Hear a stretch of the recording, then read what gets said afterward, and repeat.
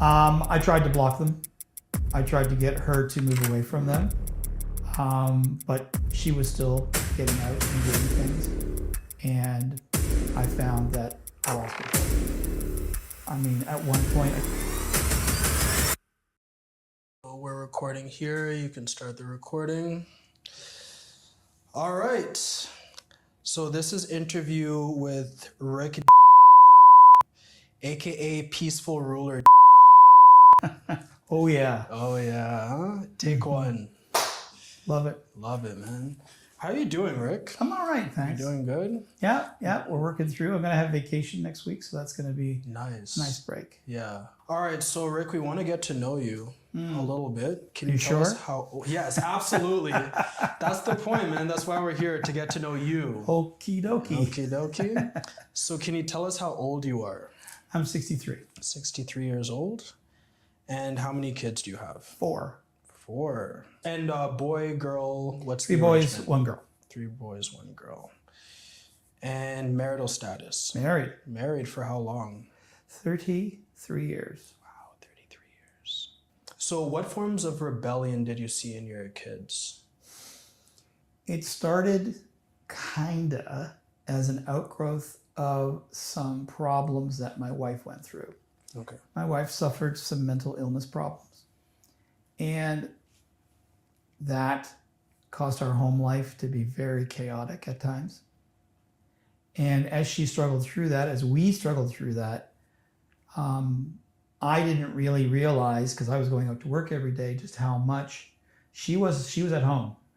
You know, she was doing things at home.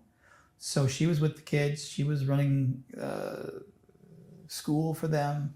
She was potentially doing daycare at times. So unless I saw a fire, I didn't see or smell smoke. That wasn't always necessarily the case, because that stuff can be very crafty. It can live below the surface, and it can just put you off balance. And in her dealings with our daughter, and again, you know, psychologically speaking, mother-daughter relationships are pretty strong. They're pretty backboney for a family, and it suffered.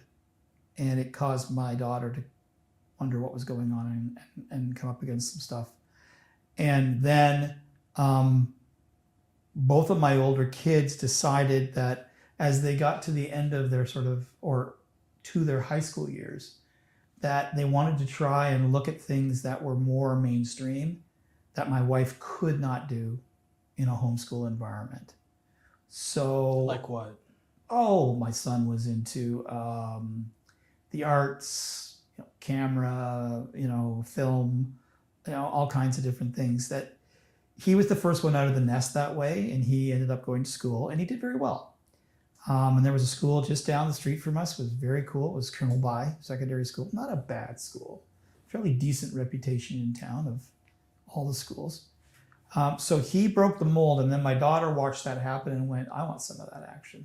Because she was never really a school kid. She fought all the way inside of the homeschool environment. She just wasn't the greatest student. She wasn't focused. It just wasn't her bag. She wasn't her thing.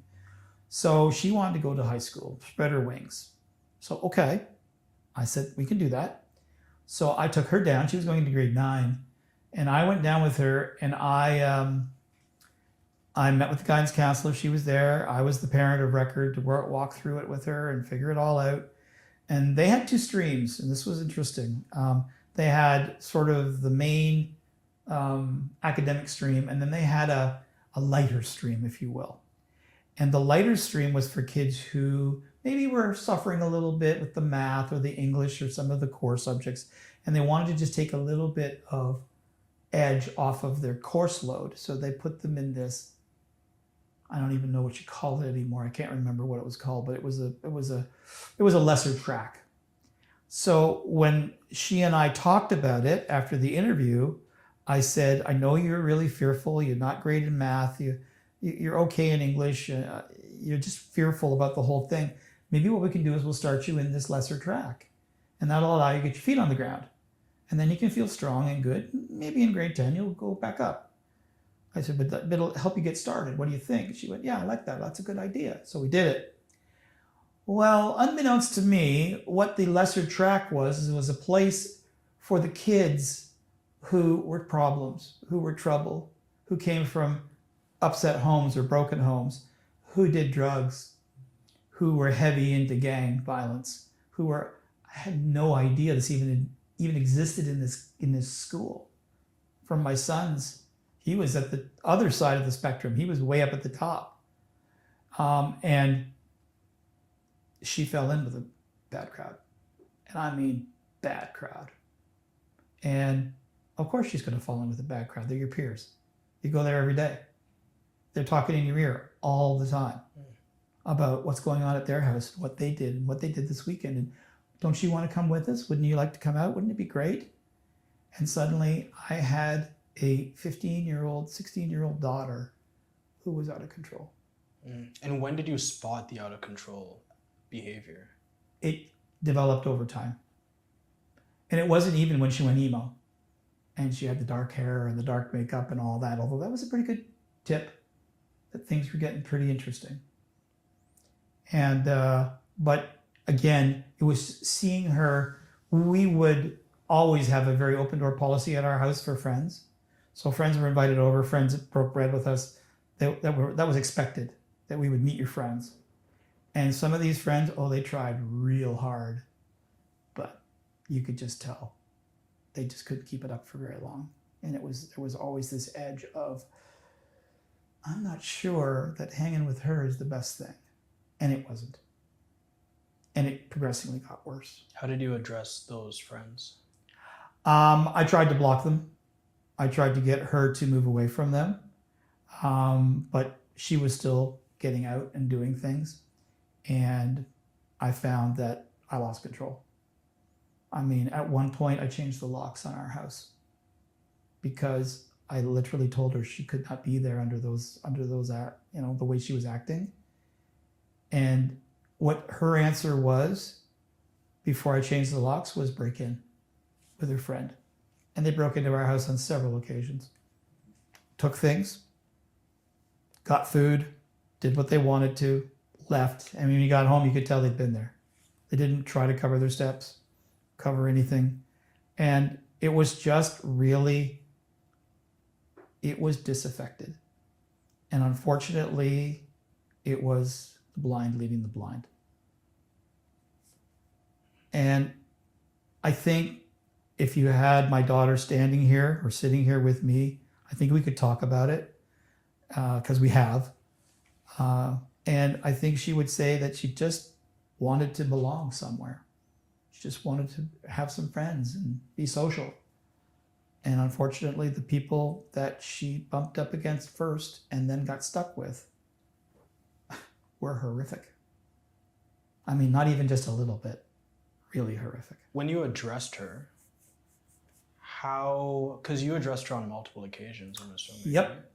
How did those conversations turn out? So I want to play a little game here. Mm-hmm. So let's say that I'm your daughter, mm-hmm. and I come into the house way past the time I'm supposed to, mm-hmm. and you catch me at the door. Yep. So let's play that out. The door opens. And I say, okay, you know what time it is. This is not acceptable. I was with my friends. I understand that. But we have curfews and things set up for your safety and for our safety and the safety of your friends. So if you can't respect them, then how could I let you go and continue to disrespect them? But all my other friends are letting their parents let them do it. I understand that, but this is not about anybody else but us. This will always be about us. It won't be about what parent A or B or C is doing. They have the right to raise their kids any way they want. That's their families. But in this house, that won't fly. But they're turning out fine. I would disagree based on what I'm seeing and what's happening with you. I would disagree considering that your friend over there has already been arrested once for possession. And you're going to parties that are way over your age range. And I know you're going to parties. And I only hope you're keeping safe. But if I don't shut this down, you're going to hurt yourself very badly. I don't think you really understand. I may not, and I'm willing to talk to you about that. But at the same token, until you are following and respecting the rules that you have in this house where you live, how can I have that dialogue with you? So you got a choice, and the choice is yours. But if you continue down this road, it'll only get worse, because you will tie my hands, you will handcuff me, and I will have to do something extreme if your behavior becomes extreme. Maybe I'll just stay somewhere else.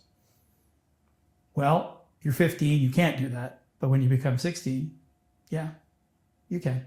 We played brinkmanship. She was like, I know my rights. And she knew her rights. Like, she went into the code and she could tell you up one side and down the other as a 16-year-old what her rights were in Ontario. And there was no comeback. She was right. The law was very clear. And I'd had conversations with cops. I'd had conversations with friends. I'd had conversations with people at the church, with leaders. Yeah, they had no answers. Although there were a couple of leaders that put me on a much harder, more disciplined road. And I was grasping at straws. What was the discipline road? Well, that's where the locks got changed. Okay. That wouldn't have been my first choice. And did that work? The locks being changed? It worked for about a month. Okay. And she came back into the house, and she was docile for about 3 weeks, but then right back at it. Same way, same thing. And that's when I had my brilliant idea of getting a woman from church who I knew to come and talk with her. Because I figured, you know what? In a lot of cases, I realized that my voice is the voice she least wants to hear. She's heard my voice for 16 years now, and maybe another voice is what she needs. Couldn't get her into therapy, couldn't get her into anywhere else. There were no other options for that. So I thought, well, I knew this woman, I knew a bit of her background, we talked about it, and I talked about it with her again, and I said, my daughter really needs to talk with someone who's been out there, and your parents divorced at a young age, you were on the street, you did some things, maybe you could listen to her better and talk to her better about what is real. She was all smiles. She was all like, yeah, I think I can do that. I think it's great. So I invited her to come over on a Sunday to have that conversation, to take Alicia out for a coffee or whatever and talk. When she arrived at my door, she arrived to take my daughter to live with her. And how did you take that? I took her aside and I said, this is not what I had asked you to do. This is not what we talked about. What happened before that? I'm sorry, how so? I mean, like, it seemed like it went from one extreme to the next. Like, you had this conversation with her. And it was all good. It was all literally very fine and good. I remember I'm sitting at the picnic table on the grounds of Life Center talking to this woman, very long conversation, digging out different things and asking her how she feels about certain things and what her experience was growing up and all this stuff, getting all these great answers. And like just ticking all the boxes thinking, this is it. This is the answer. This is how I reach my daughter. By not me, I bring in this person who can talk her language, who has walked the path and can turn around and tell her about the path. And then I don't know where the idea genesis in her mind, but Alicia was ready, and it was announced as a fait accompli. They had talked. And Alicia is old enough to do this. I can't stop her. Legally, I cannot stop her. She's packing her stuff and she's going. And I told this woman, I took her outside and I said, if this is what you're going to do, we'll never talk again. And we'll see where this goes, but understand that I am absolutely, unequivocally done with you. How old was your daughter? 16. So she was in a legal position to be able to live where she wanted to live. And I knew this intimately. I knew, I looked up all the regs. I knew exactly what the regs were. And she had every right to go and live there, and she did. And the two of them set up camp, and they lived very gregarious lives for several years. So when she was away from home, did you keep in contact with her? Initially, she wanted nothing to do with me. So as I tried, I was also shut down by the other woman. And so now I'm going up a hill, carrying a piano and an elephant, and trying to figure out how to reach my daughter, and how did this get so screwed up and out of control. And I've got no answers. So all I can do is go to my knees. At this point, I've been walking as a Christian for years. It's not new news. Talking to this woman was not new news. Talking to people in the church was not new news. It was all very, very real and very, very easy and very, very calming and even and all these things. It just didn't always work out the way I thought it was going to. And this was the ultimate not workout. And so when I talked to God about it, the answer I got was, I've got her. You don't have to worry. Back up. Back off. Let go. Was that hard for you? Hardest thing I ever did. Well, second hardest thing I ever did, because when my wife went through therapy, I had to do the same thing, and that was very difficult too. But I had already gone through teaching from our lead pastor, Pastor Barry Boucher, about light fingers. Everything you have is not yours, and you don't hold on to it tightly, and you don't choke it to death. You don't drown it. You hold on to it loosely because God's given you stewardship to loosely work with it. And you have to understand who's in charge. And when I got this message, as hard as it wasn't uncomfortable. It was just hard. It was not what I wanted to do. It was not my first choice. But I realized it was a plan and a path forward that made sense to me. So I did. And for 2 years, I talked very little to my daughter. Saw her even less. But I also know, and I think I said this to you along the way when we first initially talked, I know people who have children they don't see anymore. They have no idea where they are. They haven't seen them in years. Are they alive? Are they dead? Are they married? Are they single? Do they have children? They know nothing, and they never will. And I knew what that was. So I still had enough proximity to know what was going on. And occasionally she'd throw something out in Facebook and social media and stuff like that. My wife was connected in there, I wasn't. And okay, it's not great, but it's not the worst thing ever. They're not robbing banks, not Thelma and Louise. So I think we're okay to a point. I just have to keep walking. Mm-hmm. And at a certain point, their relationship imploded because the woman was not well. Obviously. I mean, I saw that right away. My daughter didn't.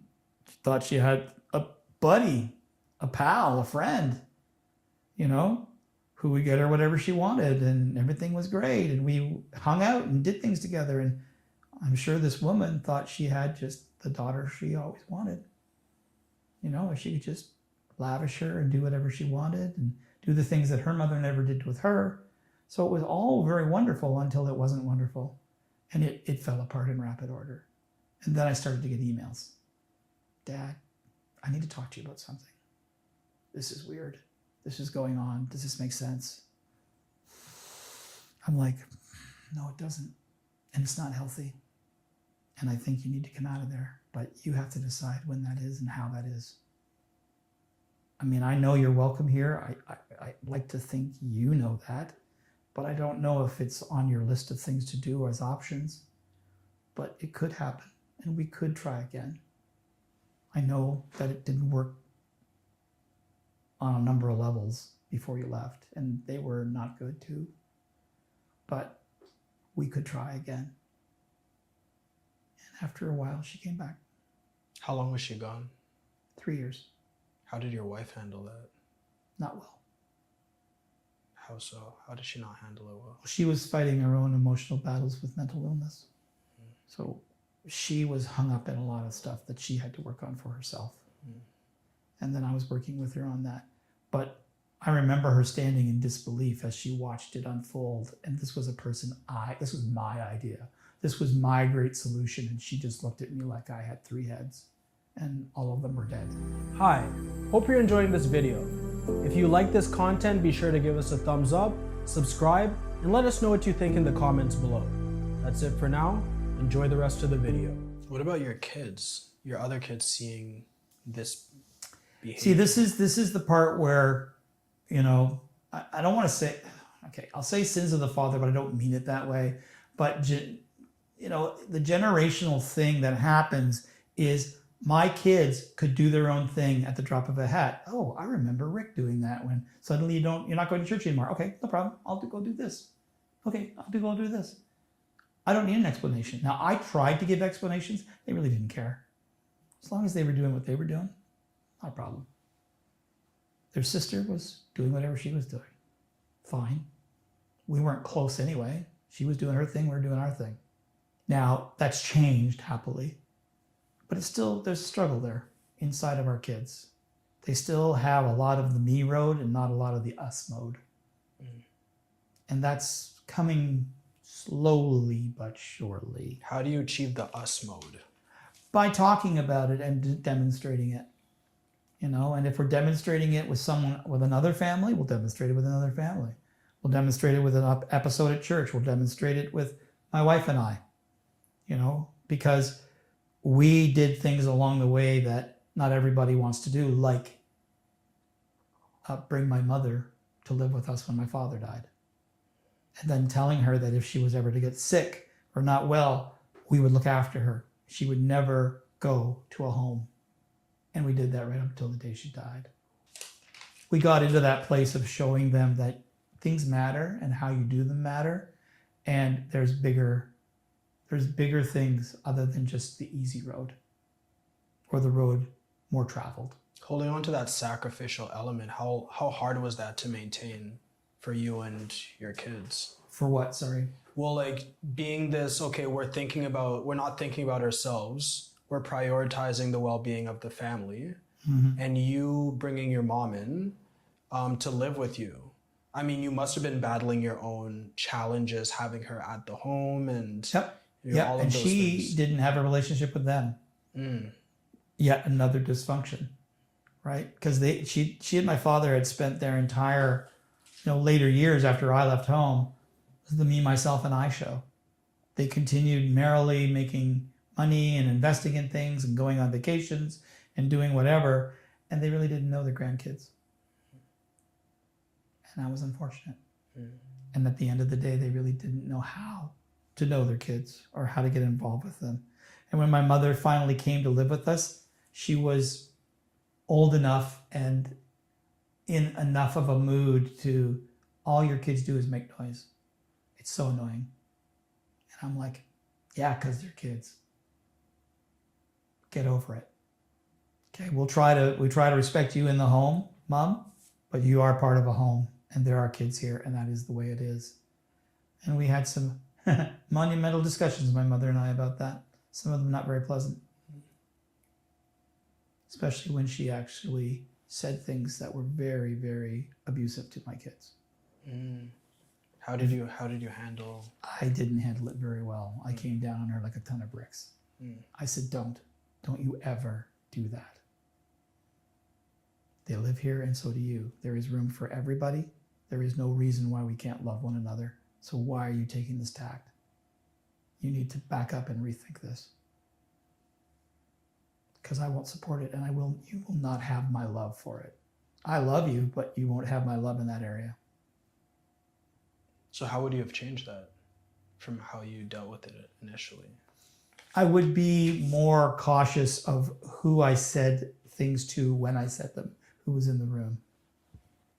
Because a lot of times I was just immediately rising to the bait as soon as it happened. So kids were in the room, didn't matter to me, I dealt with her. The kids were wallpaper because the point needed to be made. And a part of me wanted the kids to know that I loved them and I cared for them and that wasn't acceptable. But I could have done that a little bit lighter-handedly. Did your kids ever respond to that or talk to you about that? Again, I think if I'm looking at the general curve of things over the arc of 5-6 years, We had occasional talks, and I tried to bring things up with them to try to round things out, because I believe that's how we learn. I believe that when something bad transpires, we need to stop and settle down and look at that for a minute and understand what's going on and give people an opportunity to speak. And they have had more than enough opportunities to speak into certain situations that were very tough and very hard, including family finances and all kinds of stuff. We're a real democracy family now, so everything gets shared very honestly and very openly. I think it's very, very few things I keep from my kids. And the only reason I would keep it from them is if I thought it was going to have a detrimental effect on them being able to do what they need to do. You think that's helping the unity for your kids? I think it's gathering unity. I think it's yet to be seen how that unity will finally come to blossom, because we've still got 2 kids. Well, we got 3 kids that are living at home out of 4. So that, for my son, now that he's working, his path will lead out. You know, he needs to be on his own. He wants to be on his own. And what that looks like and how that's going to transpire, we're going to do everything we can to help him do that. But in the interim, room and board is going to be part of the gig to prepare him. Mm-hmm. And he's absolutely there on that. He has no problem with that. So the young guns will be always a little bit farther behind and a little bit back. And that'll be my cross to bear. That'll be my walking down the road. To try to get them to engage and to understand that there's more to life. Mm-hmm. Because COVID showed them a life that is so surreal and so unreal. Mm-hmm. And it was enough to just get up in the morning and get on your computer and stay there until you fell asleep. You said you noticed a difference between how they're seeing this unity form. What differences are you seeing in their behavior now? There's a little bit more consideration for what each other puts on the table and what happens with interaction. When my daughter can't be at a birthday, that's a bump. That hurts, and people say that hurts. And I'm not going to rush to her aid, even though she has a young child and she doesn't live at home anymore. And it's like, well, I hear you, but they're your brothers. It's their birthday. Come for 5 minutes. Do a drive-by. You know, work it out. You know, what's the value to you? How do you want to be seen in their eyes? Because again, as you distance yourself, probably not specifically, not sitting there going, I'm just going to just get some room between me and the family. It's just, I'm so busy over here, I can't possibly fit that in. I understand that. I get that. We're all busy. But the problem you have to factor is the final weight of what is the most important thing. And there's a phrase that I've learned over the last couple of years. What would love have me do? And that's really what I want them to be thinking about. What's the loving response? Not the easy, not the hard, not the whatever, not the way of everyone, not what social media wants me to do, but what does love demand of me? And then you come with it, right or wrong. And you learn from it. And not all the lessons are rosy. You still fail. There's still lots of ways to fail. Even in a loving heart, you can still fail. When your daughter came back, how did your relationship develop? How are you guys now? The interesting thing about the relationship I have with my daughter right now is we can talk about anything. And there are no taboo. There is no anything. And she can get angry, but I have a lot of latitude where her mother doesn't have as much latitude. So Why do you think that is? I earned that respect of being able to back off and work with her in the periphery and then welcome her back slowly and help her and recognize this is you. You have done this. You have put this into your life. Now you have to maintain it. Okay, it's not for me to say, but I will tell you. And so the biggest thing that we have between us, at least from my side of the fence, and she knows this, if she was sitting here, she'd quote it right out to you. I'm not your buddy, I'm your dad. We'll do lots of things that are buddy-ish. We can have amazingly funny times. We can do all kinds of crazy stuff together and love it. But I'll always be your dad. So when something needs to be said, I'm going to say it. And when I don't agree with you, I'm not going to agree with you. Knowing full well at 29 years old, you get to choose at the end of the day. It's your choice. But ask yourself where this is headed. Ask yourself how this feels inside of you. Ask yourself, what is the fruit of this? Because you're working that ground, and if you're not getting fruit, if you're getting dead ends and you're getting knocked in the head and it's all upside down, stop the bus. Ask yourself, what's really going on? Because that's where truism actually comes up and stares you in the face, and you actually start recognizing, oh, I have a bit of a problem in this area. Now she's been both my oldest son and her have been through therapy. They've had some really wonderful experiences with the medical community. My daughter's actually been through therapy with a pastor that our family knew for years, and was great. It was great for her. She learned a lot. And she can walk that walk and talk that talk, but she still has blind spots like we all do. I mean, it happens.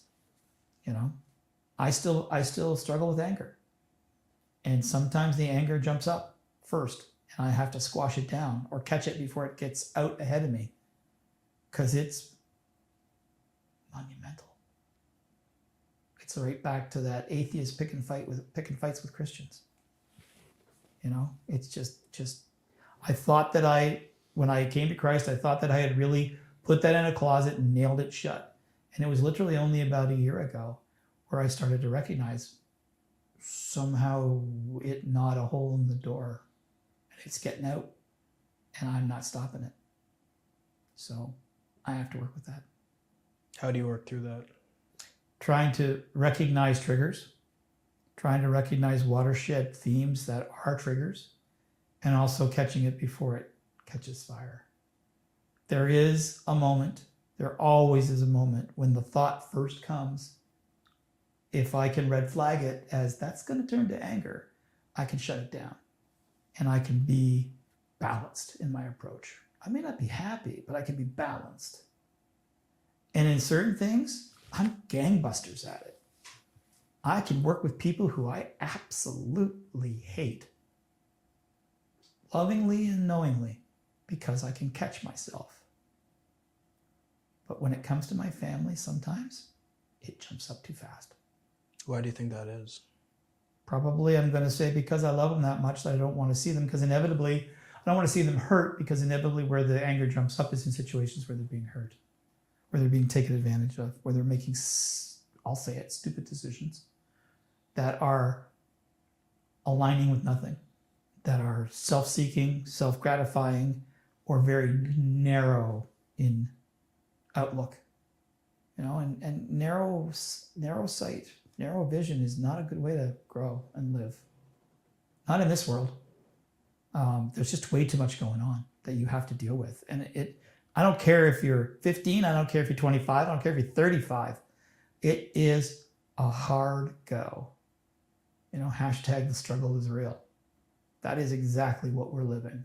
And all I want to do is walk beside them and keep giving them tools that they can bring to bear, and keep asking them to look at themselves and really look in the mirror and assess what's going on. Because if you're in a situation that's going from bad to worse and you just keep going back, what are you doing? What is your hope here? What is your goal? Oh, one day it'll be beautiful. I love it.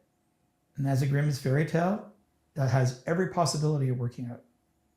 Now, give it a shake, and let's look at it from the point of view of 2024, Ottawa, Ontario, Canada, this world. What do you think is going to happen? Now we have a deeper conversation, and maybe some points hit home. But again, at the ages they're at, the outcome isn't mine. God has firmly shown me the stewardship and the light fingers, and I won't use anything else. But I will be in their business, whether they want me to or not. I won't wait for an invitation. If it's across a certain line, I'm there, I'm at their door, I'm knocking, I'm saying, I need to talk with you. This is bothering me, or I'm not liking what I'm seeing. Can we talk about this? And life has given me lots of opportunities to test drive this theory. And how's that worked? Sometimes it works, and sometimes it don't. Sometimes I get them to see what I think is the right thing to see, and they apply it, and it's very joyous. And I would just celebrate, you know. But then there are other times when lead a horse to water, and I can't take that on. Mm.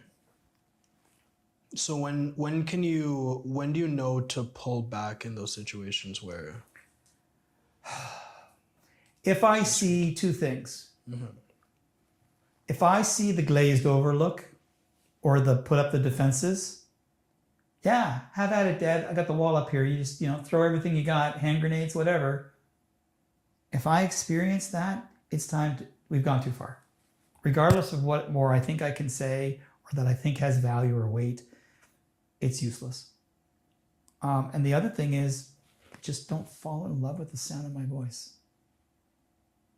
Because I have a habit of doing that sometimes. And it's dangerous in preaching, and it's dangerous in child rearing, as far as I'm concerned. Because if I fall in love with the sound of my own voice and I'm the smartest guy in the room and I've got it all figured out. If you just follow my plan, dearest daughter, dearest son, you'll be fine. But you won't grow as an individual, and you won't strengthen, and you won't have what it takes for the next tsunami that's going to come along, and there will be one. Give it a minute. This is the world. Why do you think kids rebel? I think kids want to figure out who they are. I think they need to figure out who they are. I don't know that the questions they have are the same amongst them. I think they're very unique and different based on what they've experienced, their gender, their relationship with their parents, who their friends are, their peer group, all that stuff gets in there. And I think when they feel that they can't access that to a way that satisfies them, they're going off. They're going out. They're breaking the gate and they're bolting out of the pen because you didn't leave me any choice. I had to do what I had to do. You were stifling me. You were smothering me. And I've been guilty of that. My wife's been guilty of that. There's times we've been helicopter parents. And that's not good. So how do parents avoid that chance of rebellion? You have to know your kids. And the only way you know your kids is talk to them and give them an opportunity to have a voice. So you actually hear them instead of telling them what to think. You actually hear the thoughts in their head.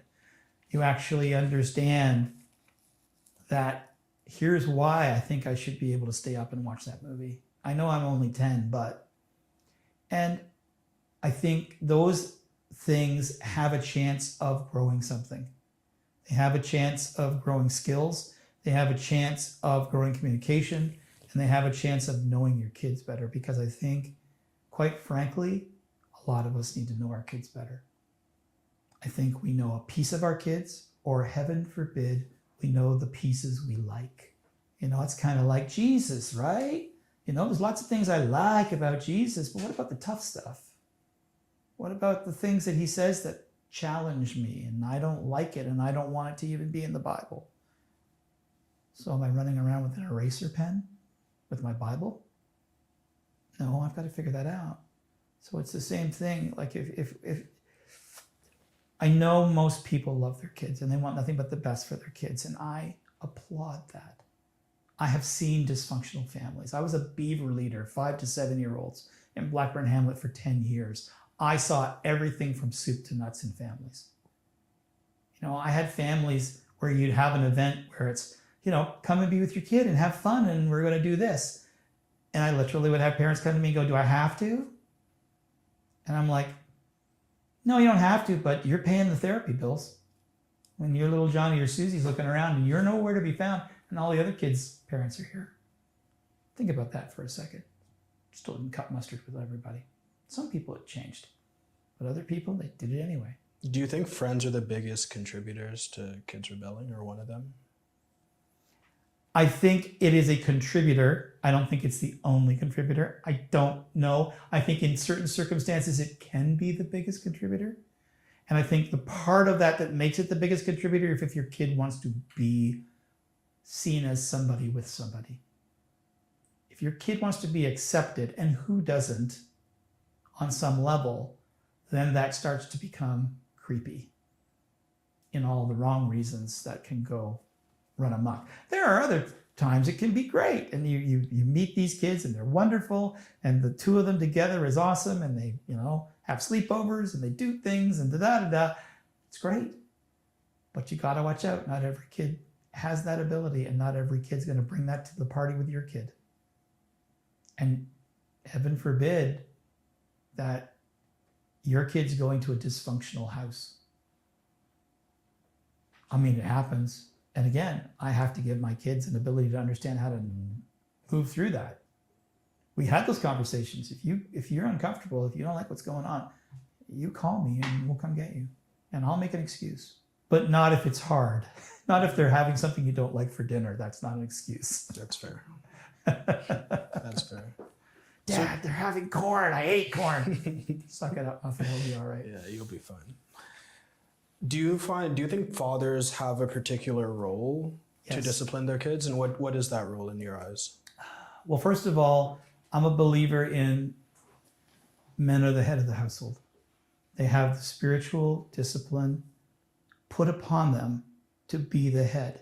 Now, small problem with that over the last, how far back we want to go, 3 decades, 4 decades, 5 decades, where everybody abandoned that ship for whatever reason, and there's lots of reasons, as long as my arm, for why men gave up that which was theirs by divine credence and plan, and stopped being whatever it was they were supposed to be in a family. So I see a lot of men who are disconnected from their families. Now, whether that makes you a disciplinarian or not, I don't know. I don't know how that plays out in your family dynamic. I think a lot of guys are carbon copies of their fathers. It's good enough for dad, it's good enough for me. Dad got in my face and yelled at me and I learned. Same thing for Johnny. Good enough for me, good enough for him. I'm all right. Look at me, I'm all right. Yeah, look at you. You're all right on a certain level, but there's also these blind spots that keep getting in the way. So how do you open your eyes to those blind spots? I think in certain circumstances, the only way that happens is in community. That's also my belief. That's why I work at what I work at the church, because I think community for men is paramount. And I think there isn't enough of it. And I think men are walking through the gaps and sleepwalking through their lives. And they are either following whatever dear old dad did, or they're just blindly making their way based on career, money, things, stuff, victories, accomplishments, overcoming, whatever it is. And you can pile that as high as Mount Everest. It still won't make you a dad. It still won't make you a man. Do you have any words of wisdom for rebellious kids, teenagers? If I could say anything to those kids who are in that rough phase of life, and I think every kid will have an opportunity to go through that. I think that's part of learning how to be yourself. And some of those encounters are pretty tough for whatever reason. Okay, maybe where you came from, maybe what you're living in, maybe who your parents are, maybe who your brothers and sisters are, who your friends are. Okay, ask yourself 2 core questions. First question is, am I doing this for reasons that are either A, hurtful or dangerous, or are trying to right some wrong that happened to me? Because if that's what's driving you, you're in the wrong car. The second thing is that you have to understand somewhere, somehow, that life is a gift and it's been given to you fully. And especially if you're a follower of Jesus Christ, what does that look like? And how am I living less than that? Because if I'm living less than that, I got to ask myself a question. Why? How? Can I fix it? Because rebellion is just, in a lot of cases, it's a lot of gesticulation and thrashing in the pool for lack of a plan and really just trying to be heard, be seen, do something, whatever. And as much as the world says, way to go, way to make your mark, champ, keep going, keep going. Oh, they see you now. Nobody going to mess with you now. It's all lies. The fact of the matter is you're going to get much more accomplished if you can learn who you are before you learn what you want. And that would be what I'd say to them. And I'm saying that to my young kids right now. That's good. And any words of encouragement for parents with rebellious kids? I've seen so many stories of, the biggest thing, the biggest stories you see on YouTube are pastors' kids, PKs, who were brought up in Christian homes, had pastors for parents, and are the most rebellious, most out there on the edge, don't give a damn about anything people you'd ever want to meet. And in most cases, those parents, those pastors, prayed. Now again, I think community is important. We had a family life group that we ran when we first started with Life Center. Our heart was for families. So the first hour of the life group was playing with their kids. We do treasure hunts and mystery seek and sporting, floor hockey and volleyball and all kinds of stuff. But then the second hour, the kids would have snack and a craft, and the adults would sit down and talk about being parents. And again, community is huge. I think you just cannot do life without community, especially if you're Christian. That's the way you're wired. And getting past that fact of, I don't understand, I don't do this very well, I made a mistake. Getting past being able to face that and share it is a huge victory. Because I find a lot of parents are so repressed by what they should have done, could have done, didn't do. And now look at Johnny, look at Susie. It's all my fault. No, it's not. Yeah, you had a part to play. But let's get honest about this and figure out what was your part to play and what did they do and how are you going to work that ground together? Because again, I can be the most perfect, godly parent in the world, but if my kid is suffering and rebellious, my holiness won't matter a tinker's darn. So we've got to take ourselves off the hook a little bit, and we've got to work that ground. And we've got to be able to let our kids talk. If you don't know what they're thinking, you're in trouble. If you don't know what's behind that look on their face or behind their eyes, that's not a strong position to be in. You're not going to have any meaningful conversations. You're not going to get to something maybe before it becomes a nuclear meltdown. And, like I said, we all love the sound of our voices as we tell them the right and the wrong and the path to go on. And, the Bible says this and righteousness is here and all these things, all good things, absolutely have a place, but also have time and a purpose and a season. And we have to be smart enough to know when those things are and aren't. Because the minute we go counter to whether it should be or shouldn't be, you're done. That talk's going nowhere. That was great. Thank you, Rick. My pleasure. Thanks for having me. Of course. Thank you for watching that video. If you enjoyed, make sure to give us a thumbs up, subscribe, and let us know what you thought in the comments below. Your opinion's important to us. That's it for now. See you next time. Peace.